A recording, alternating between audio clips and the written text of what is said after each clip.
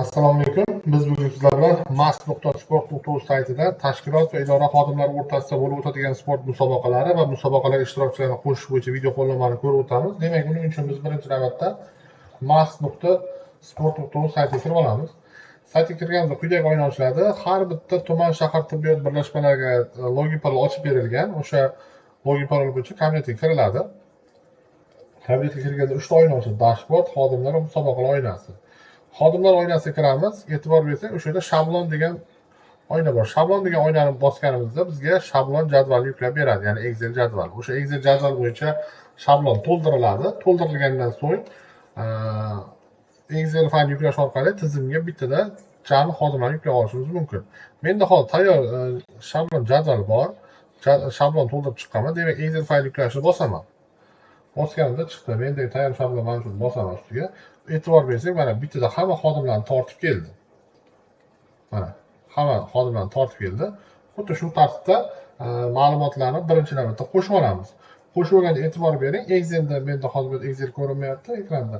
Excelda bir ism sharif, PNFL tug'ilgan kun ketma-ketlikda turadi. O'sha jadval buzmagan holatda ma'lumotlaringizni Excelga joylashtirib olasiz va undan so'ng yuklaysiz. Bu birinchi usuli. Ikkinchi usuli, xodimlarni bitta-bitta qo'shib imkoniyati ham bor. U uchun mana bu yoqqa plus belgisi bosiladi. Bosilganda yozadi ism sharifini misol uchun. Mana yozib oldim. PNFL yozaman.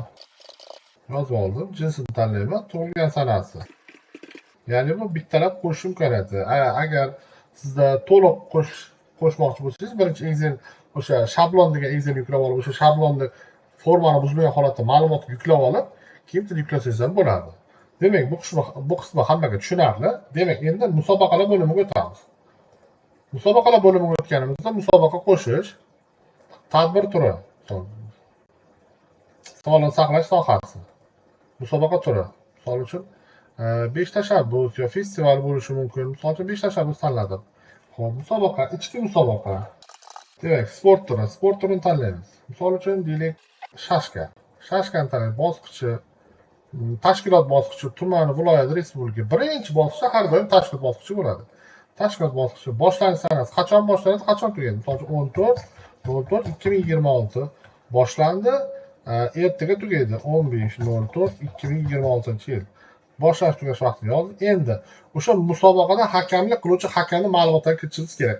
Hakam ma'lumotlarini, pasport ma'lumotlarini kiritganimizda tizim avtomatik integratsiya orqali ma'lumotlarni tortib keladi. Misol uchun qidirish tugmasini bosamiz. Ma'lumotlar chiqib keldi, qo'shish.